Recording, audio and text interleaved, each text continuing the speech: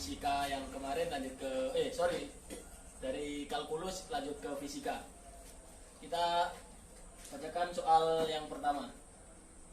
Seorang porter bandara memindahkan koper seberat 8 kg dari truk dengan cara meluncurkan di atas papan.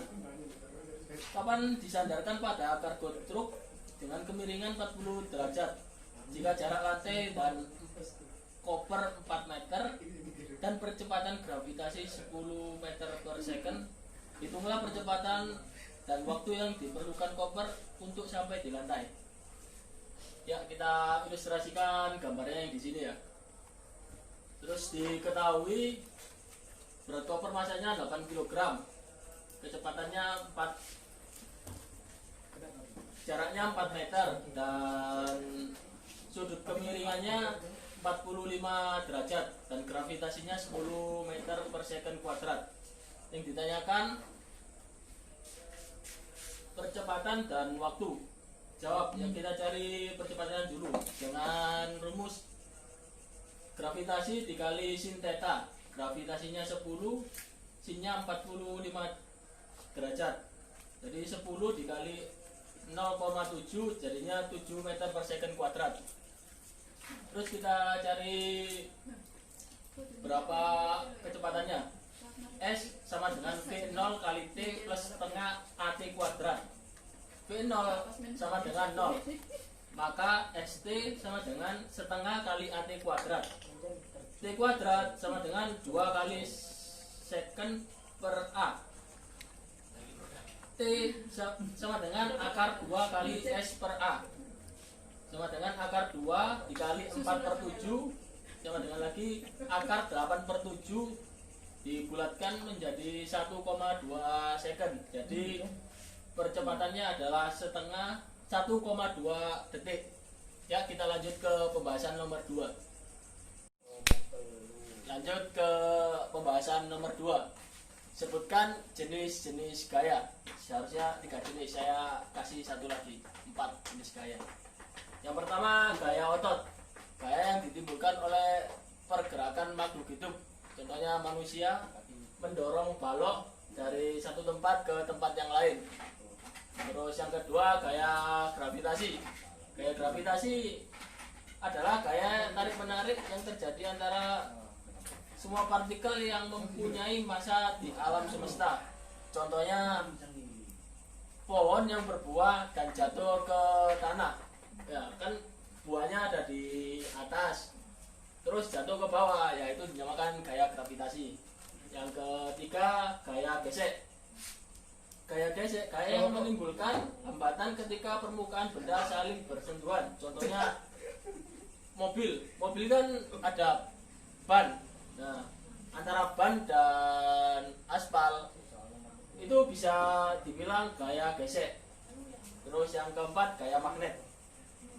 Gaya magnet adalah gaya tarik menarik atau dorongan disebabkan oleh magnet. Contohnya ini, saya punya 2 magnet antara kutub selatan dan kutub utara. Jika dipertemukan, maka akan ada gaya tarik menarik. Jika kutub selatan dan kutub selatan, semua ini kutub selatan, anggapannya nggak ada ini kutub selatan dan ini kutub selatan, maka gaya ditimbulkan adalah dorong mendorong atau nggak mau bersatu, kayak aku dan kamu. Mungkin itu saja. Kita lanjut ke pembahasan nomor 3. Ya, kita ke pembahasan nomor 3 yang soalnya hubungan antara gaya berat dengan massa.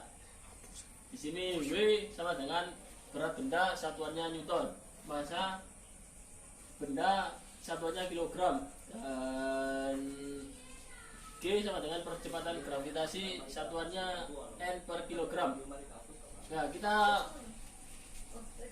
lihat contoh perbedaannya antara bumi dengan bulan. Nah, berat di bumi 98 Newton, kalau berat di bulan sama dengan 16,7 Newton. Dan masanya di bumi 10 kg dan massa di bulan 10 kg.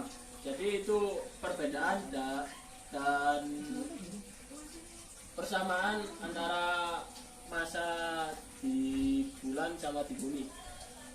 Ya, kita lanjut ke pembahasan nomor 4. Hitunglah resultan vektor pada gaya tersebut dan tentukan arah resultan vektor gaya tersebut. Nah, ini antara resultan vektor. Nah, ini grafiknya dari X sama Y, F1, F2, F3 sama sigma. Nah, kita hitung resultan vektor. R sama dengan akar sigma Fx kuadrat plus sigma Fy kuadrat. Ya, kita sigmanya dari Fx kuadrat ini 0,8 dan Y nya 12,4.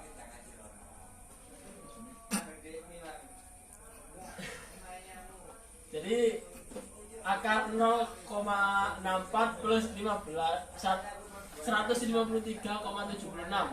Sedangkan lagi akar 154,4 disederhanakan lagi jadi akar 25 kali akar 6,8. Saya tidak tahu dari mana. Terus disederhanakan lagi jadi 5 akar 6,18. Nah, kita cari arah resultannya. Tangan theta sama dengan Fy per Fx. X nya 0,8 dan Y nya 12,4. Disederhanakan lagi jadi 15,5 dan dijadikan tangan ya 86,3 derajat. Nah, ini hasilnya. Kita lanjut ke pembahasan nomor 5. Atau yang terakhir, Yang terakhir, jelaskan perbedaan energi potensial dan energi kinetik. Jelaskan dengan contohnya. Nah, energi kinetik adalah energi, ya contohnya bisa dari pohon kelapa, buah kelapa yang jatuh dari pohonnya. Nah, yang jatuh ini buah kelapa, yang ini jatuh ya. Jadi disinilah ada energi kinetiknya. Nah, ini energi kinetik. Terus kalau energi potensial, contohnya buah kelapa yang masih berada di pohonnya memiliki energi karena kedudukannya masih tetap di sini, jadi ada pergerakan. Ini energi potensial. Nah, ini yang di atas, yang di bawah juga termasuk energi potensial. Terus mungkin ini saya tambahkan lagi ya untuk rumusnya energi potensial. M kali G kali A. M itu massa, satuannya kilogram, gravitasi satuannya meter per second kuadrat, dan H sama dengan ketinggian sama dengan meter.